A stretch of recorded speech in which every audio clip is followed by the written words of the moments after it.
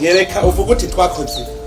kuva mudu gendeye n'icyubahiro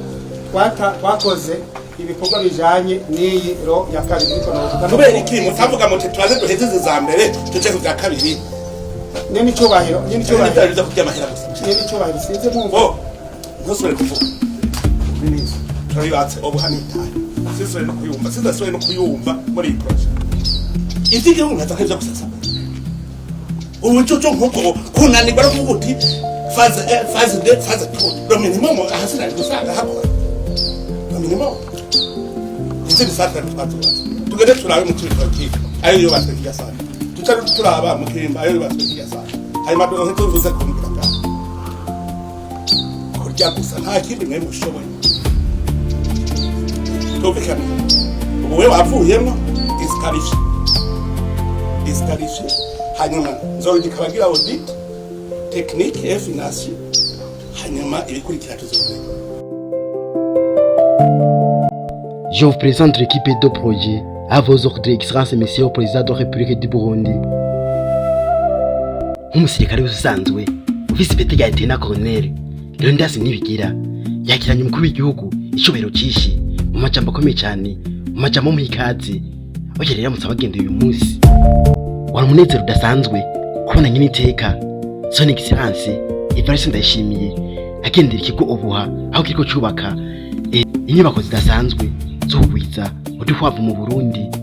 Abafaransa nibo bavuze ngo kirabye ilarodemye. Leonidas Nibigira yamwakiranye kamwemwe n'iteka gishe ryohewe ariko ntiyaraziko biza kurangira. Turi mu kwezi kwa gatanu itariki 18 umwaka wa 2026 Perezida w'u Burundi Evariste Ndayishimiye yatembereye ikigo ubuha kiriko cubaka inyubako zo kugwiza umwimbo w'ubukwavu hariya mu ntara ya Karusi.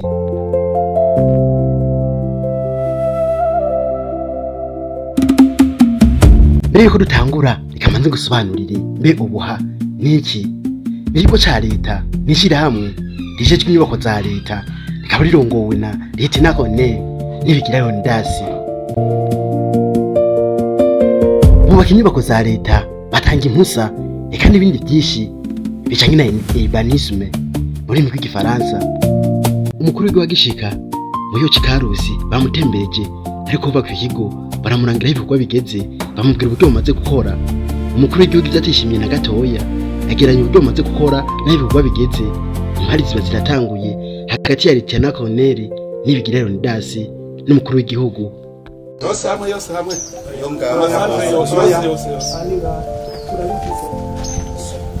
ngavuze nuko yose hamwe ni 4 miliyari ubanga zose hani 2 miliyari twasano na 2 miliyoni kuva kuri amwe ya mbere yego ubwa kabiri amwe batanze 1 miliyari sano na 2 miliyoni yego kamba yari 2 miliyari pesa bari kukikika habose ikikiko kuri finance mabaza ya mbere bazotwa 2 miliyari twasa na 10 urazi kwa iwo ya majera no kubakira ndo ubunye no mpaye bakera murazi ko no kubakira ndo bi ahubwo bitaka tugenda tabereke ikigo cyubatse mu kirimba tuca turamahera bya kuva mvanga amaze kongera murakoze ko nabonye uko munyerereza ngaha ako ndahaje nyereke ibibazo kukura kuva twebwe tumaze murenganye ucenga hanye dusubiriramwo yitwara ituko nyereka uvuga uti twakoze kuva mudu gendeye n'icyubahiro twakoze ibikorwa bijanye n'iyi ro ya kabiri niko navuga kubera iki mutavuga muti twaze duheze za mbere tuje ku bya kabiri n'icyubahiro biza kurya amahera gusa n'icyubahiro sinze mwumva ntusubire kuvuga turabibatse ubuhanitaye sinzasubire no kuyumva muri iyi projet sinzasubire no kuyumva ntangira audit abatekinisiye baje baharuka amahera yose akoze muri iyi projet no ntibyumvikana iya stade batakira hari miliyari 70 za kuri ya stade intwara raba uvuze ngo ama miliyari ngahe ni cakangahe cyo kuri ya stade ni cakangahe ido minimum nari gusanga ahasigaye hari fonctionnaire uvuga uti turiko turagira extension ubwo bucucu n'ubuhehe mufise ku buryo izige mwaza kaza gusasa ubucucu nk'uko kunanirwa no kuvuga uti faze 2 le minimum ahasira gusanga hakora le minimum izige sasa tugere turabe mu turi twaki ayo yubatswe n'iyasanga tutari turaba mu kirimba ayo yubatswe n'iyasanga ayo madogo nzovuze ko muguraga kurya gusa nta kindi mwe mushoboye tubikana ubu wewe wavuyemo disqualifié hanyuma zongera audit technique et financier hanyuma ibikurikira tuzobere kuva 2000 uvuze ngo mwako very true imyaka itatu stade right ya stade intwari yatagaja oya ibuka umwaka stade intwari yatagaja kubaka ayandi mapare nubatse nijya pare y'Ibujumbo nayo tagweja gendo ngene mbetse kwicara gusa mu rya muhembwa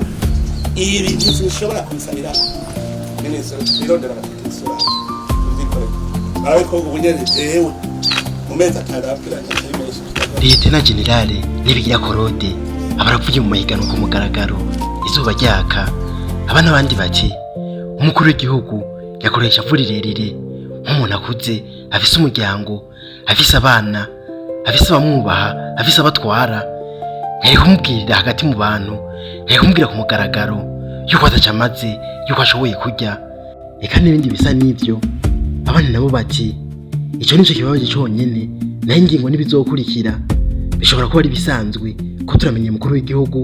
afata ingingo nyuma agahindukira icyumviro cyawe interano ni hasi muri commentaire reka nshimire wageregeje ubana natwe witoye gukora like nakoze subscribe naho utaha mu bindi biganiro ciao